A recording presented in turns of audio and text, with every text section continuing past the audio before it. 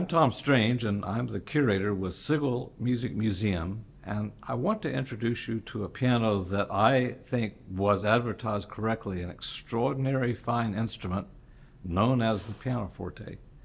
So the instrument that I'm about to talk about and demonstrate is very likely the very first piano that was ever commercially made and sold in America in 1775. The story goes something like this. A young man by the name of Johan Behrent, probably of Dutch or Saxony origin, had left his home country and gone to London, where he studied likely with another builder by the name of Americus Backers. And Backers is well known today because he was the person who invented what we think of as the English grand piano, ultimately becoming what we think of as the grand piano in the world today. So Behrent is with Backers in London because of the need to have a certain amount of capital to make things work. He decides to try his fate in Lisbon, and he goes to Lisbon, Portugal, for a time. We don't know exactly how long he was there, but he would have found out very quickly that some of the major builders already had a royal warrant to build instruments in Lisbon. And so if he really wanted to make his fortune, he would need to come to America. So in 1770, he came to America advertising that he was going to be making spinets and harpsichords and other sundry goods as you need them. He was successful. He married almost immediately on coming to America. In 1772, he had a young child that was born. They enlarged their dwelling and actually moved to a new house where he would have more room to work. And then in 1775, he writes to introduce this new piano that he has brought forward. He's introducing it to the world as an extraordinary instrument by the name of Piano Forte, in the manner of a harpsichord, meaning the shape of a harpsichord, with several changes. In other words, pedals to make things work. We knew about that ad because it appeared in the Pennsylvania Packet as well as one of the German language newspapers in Philadelphia. And we had been following that ad for well over 200 years. Anytime someone wrote about the origins of the piano in America, they would invariably either quote or show an image of that little frame from that ad showing Behrent advertising for a piano as early as 1775, before the Revolutionary War has broken out. But we'd never found the instrument. We didn't expect to find the instrument. It was surely lost. There couldn't have been more than maybe one or two made at the time, as we reasoned it even then. And the chances of such a thing surviving are minuscule. Fast forward to the year 2020, and a gentleman who was with the University of Auburn, he was the Dean of Science and Mathematics at Auburn, his name was Nicholas Giordano, had been assembling a small collection of what he considered to be interesting early pianos. He enjoyed the physics of the piano and actually wrote a book on the subject. And so he brought forward this notion that he was really enjoying his pianos. He was going to have to move, and so they were going to go to Oregon, and he couldn't take everything with him. His wife had visited the Sigal Museum, and she had really been impressed with what she saw. And so when Nicholas was thinking what to do with some of the instruments that I don't know what to do with, he contacted us. He had found an instrument when he was in Indiana that he thought was very interesting. It was labeled John Behrent, London. The name was spelled differently than anything that had appeared in the newspaper, so he wasn't sure if it was the same person, but he thought there might be a connection there. And he brought it to our attention. We were a little skeptical at first, and then the more we dug into this piano, the more we liked what we saw. So we actually took 8 instruments from Dr. Giordano, and among them is the one that I'm sitting in front of right now. And so when we say, well, what was interesting about it as you dug into it? First of all, it has all American woods. They would never have had service woods like tulip poplar and southern yellow pine in London in 1775. They simply weren't valuable enough to have put on ships to take back to London, and London already had Scotch pine and already had lime wood and basswood, which would be very, very good for the kind of service woods that went into this particular instrument. Tulip poplar only grows in America. In fact, it only grows on the East Coast between the upper parts of Florida and about the middle of Pennsylvania. It's a very important wood, particularly in those early days, because it has a very fine grain. It stays straight and true. It's not a pretty wood, but it's great for anything that you need to keep a structural shape, like key levers or the sides of an instrument. And so as we dug into this particular piano, we found tulip poplar throughout the piano. We found southern yellow pine. It's veneered in the mahogany, very much like a piano would have been. But notice that on the side, we have this sort of interesting batten. English pianos would never have had this after perhaps 1720, but in Portugal, in Lisbon, pianos would have been made with this certainly into the 1780s and 1790s. It was simply a style that they really appreciated. So as you looked at the instrument, the idea that this guy had been to Lisbon, had come to America, and this is the piano he has assembled, all made more and more sense. The final straw was that when this piano was originally designed, it has a shift for the keyboard, so the whole keyboard can shift over, much like a Steinway piano shifts, but in this case, it shifts from right to left. English pianos and all the pianos that would follow that shift from left to right, the other direction. Only Portuguese pianos seem to be made to go in this odd direction. So once again, all these elements seem to come together to say, this piano is real, this piano is important. The stamp, Johan Berent, London, was there so that people would know that he had actually been London trained. But the Lisbon connection that he advertises in the newspaper is, in my opinion, now confirmed. And so, miraculously enough, here's this piano. Now, the Fesslers were part of the family that had owned this piano. As far as we know, the same family owned the piano from somewhere in the early 1800s at least until 2006, when Nicholas Giordano bought it from the family. It had undergone a restoration attempt in the early 1970s with Philip Belt, who was a very well-known restorer and maker of early pianos at the time. So he was the right guy to have engaged. In today's world, were we to be able to encounter this piano the way it was in perhaps 1972, we would never think of restoring it. We would never think of doing anything with it but taking very, very good care of it.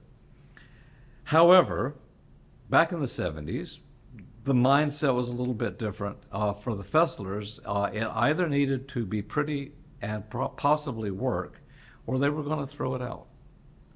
And so Philip Belt helped them try to bring the piano back to some order of organization and presentability. In the process, he had built a new action for it because the original action had suffered a serious alteration early in its life, and then a lot of loss over those 2 centuries. So he's built a new action, but he saved all the old parts, and that's from those old parts we were able to understand the original piano and the original intent. Belt did a good job of bringing back an English action for this piano, and he's replaced the soundboard that had been badly damaged with something that would have been very much like what it should have had and probably did have when it was originally conceived. The restoration was never completed in the 1970s. There were some important elements that never got built. The hammers were never aligned to the strings. And so for that reason, we know that the family was never able to actually enjoy it as a playing instrument. It certainly did not play when Giordano bought it, but he bought it for its interesting look. As we look at it today, it looks very much like a really early English grand piano, so much so that dimensionally the two pianos would fit on top of each other very nicely as a comparison. So it tells me that John Behrent, Johan Behrent, would have known this fellow Backers, probably not well enough to have had drawings or to make a true copy, but well enough to get an idea of the dimensions and how Backers was going to approach the piano. When he leaves in 1770, Backers is only just bringing out his English grand piano. It might have been a two-string per note instrument at the time, a bichord, but he would have only just been able to see it coming out. And so what he's brought back to Philadelphia are likely some memories, possibly some intelligence, maybe even from Behrent or from Backers himself, maybe from other musician builders like Herman Vitor, who had become Herman Victor when he came to Philadelphia, and might well have brought news of the Backers instruments. So we did leave one of the changes that was largely left intact, the pedal for raising the dampers, probably one of the most important shifts that a piano has so that you can make the singing quality. The keyboard shift we have lost. The hardware was no longer with the piano. And rather than try to recreate it, I'm going to leave that part alone. It's easy to see from the wood witness marks and the holes that are left behind how the whole thing worked. And another piece could be made, or perhaps at some point we'll commission a copy of this piano to be made in such a way that we don't have to worry about the original as we try to understand the sound. But because the restoration had gone so far, we'd actually kind of crossed a bit of a line there, I could finish it off without actually changing any of the original instrument. The toolbox doesn't have to come out for that. This was all additive. These are things that, if you wanted, could all be taken back away, and we would at least have it back to the point where the museum first encountered it in 2020. It looked like it was in a state where we could begin to hear such a thing again. And I thought, let's go ahead and complete the restoration. So I've made a set of dampers. I've put together the damper guides that were complete but not intact. They had been broken in transit or whenever. But they were easy to put back together. And so now we have the dampers restored. We have Philip Belt's action fitted to the strings. And we have the sustain pedal returned as it would have been at the time. And now we can begin to hear this piano. So I'm going to play just a little something, a song called The Ash Grove. It would have been very popular at the time, something that could have been played on this piano when it was new.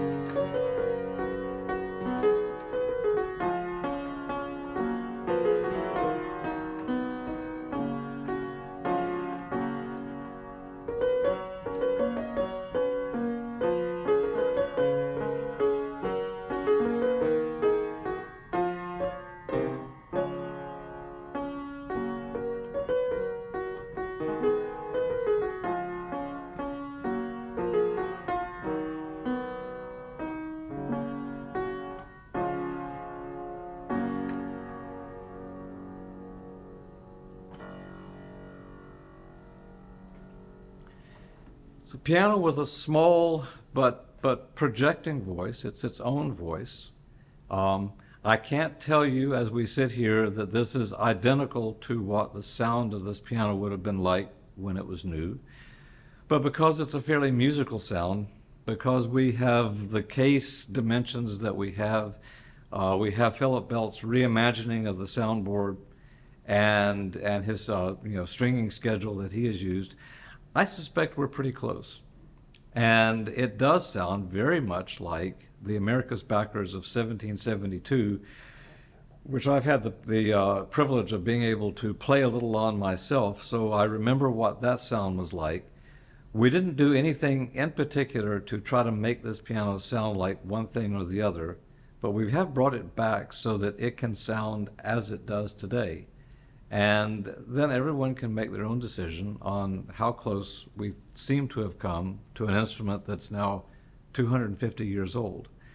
I doubt this piano was heard much beyond about the year 1800 to 1820.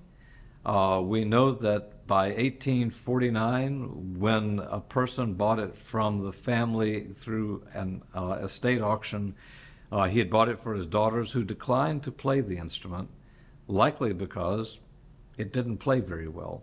And it was then put up in an attic. It stayed in that attic for much of the 20th century until 1966, when John Fessler took it to Lafayette, Indiana. And that's the point at which they became interested in the instrument and how it might be, attempted to be put back into playing order. And so this gives you a little bit of an idea of this, what I consider to be one of the most extraordinary survivors from the 18th century that we have. Almost certainly the only piano that Behrent was able to make. It's advertised in the spring, early spring of 1775. In April, the battles of Lexington and Concord take place. America is thrown into the war with Great Britain. All thoughts are on the war, the effort ahead of us, declaring independence, and thoughts of musical instruments, just sort of fly out of everyone's mind. Behrent himself became a private in the Army, at least for some time. We have a record of that. And then in 1780, by September, he has contracted the yellow fever, and he's writing his will, and he dies on or before September 10th, 1780. So he would have only had a period of 5 years in there during which he's in the Army, people are distracted, and it's unlikely that he would have been able to make more than one of these in his lifetime. So here it is, delighted to be able to show it, and we'll be talking more about this during its 250th anniversary.